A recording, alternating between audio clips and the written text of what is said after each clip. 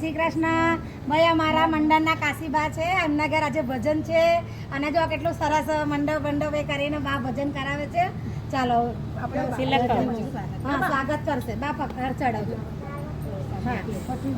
અને દાદાને 25 વર્ષ થયા છે એટલે બા એને ભજન ખુશીથી નહીં પણ એમના નામ સ્મરણ અર્થ કરાવે છે ભજન. ખુશી તો ના કહેવાય. હા બસ કનૈયાન ચાંદલો સરખો કરો. કનૈયાન ચાંદલો નીકળી શેરીઓ શણગારજો રે આજ કનૈયો આવશે. ફૂલડે વધાવજો રે આજ કાનુડો આવશે. અને આના બહુ છે નાના છોકરાની બહુ બધા છે બાના આ બાજુ આવી જાઓ. કોરા કંકુનો કટેલું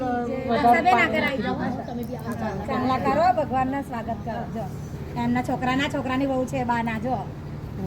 હા